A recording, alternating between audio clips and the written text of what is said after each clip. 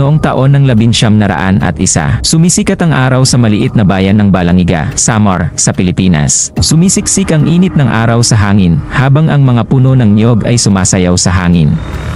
Sa unang tingin, tila tahimik ang paligid. Ngunit sa ilalim ng katahimikan, may nakatagong tensyon na nagmumula sa digmaan.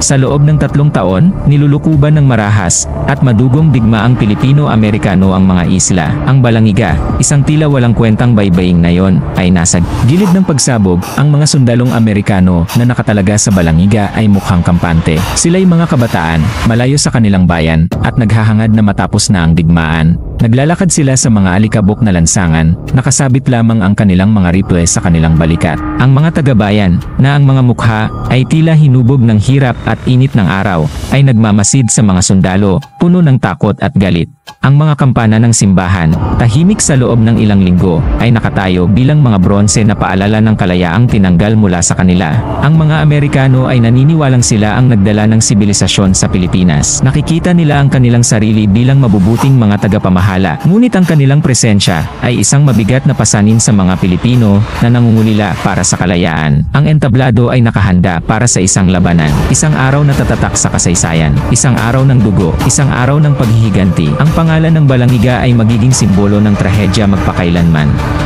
Ang pananakop ng mga Amerikano sa Balangiga, kahit mukhang mapayapa, ay nakabase sa mga pang-aapi. Ang mga Pilipino ay dumanas ng mga mahihigpit na patakaran na naglalayong patahimikin ang anumang paglaban. Mahigpit na ipinapatupad ang mga curfew, na nagiging sanhi upang ang dating masiglang bayan ay maging parang bayan ng mga multo pagsapit ng dilim. Ang mga Pilipino, na may mga galaw na pinipigilan, ay nagbubulungan ng kanilang galit sa likod ng saradong mga pinto. Ang mga Amerikano ay humihingi ng sapilitang paggawa. Ang mga kalalakihan ay pinipilit na gumawa ng mga kalsada at fortifikasyon. Ang kanilang mga likod ay nakayuko sa ilalim ng nagbabagang araw. Ang kanilang mga pakiusap para magpahinga ay sinasagot ng kawalang malasakit. Bawat araw ay parang pinupunit ang kanilang dignidad. Habang dumadami ang mga pang-aabuso, kumakalat ang mga bulong ng paghihimagsik sa bayan. Ang mga Pilipino, na ubos na ang pasensya, ay lihim na nagtatagpo. Ang mga Amerikano, bulag sa kanilang palagay na sila ay higit na nakatataas, ay mananatiling walang alam sa lumalaking galit ng bayan. Nakikita nila ang mga Pilipino bilang mga simpleng tao, mga taong masunurin na walang kakayahang mag-organisa ng paglaban. Sa mga anino ng simbahan, sa ilalim ng takip ng dilim, isang plano ang nabubuo. Ang mga Pilipino, pinamumunuan ng alkalde at hepe ng pulisya ng bayan, ay nagdesisyong lumaban. Kakaunti lamang sila at kulang sa armas. Ngunit sila ay pinalalakas ng matinding pag-asang makamit ang kalayaan. Ipinaglalaban nila ang kanilang lupa, ang kanilang mga pamilya, at ang kanilang dignidad. Ang plano nila ay mapangahas, delikado.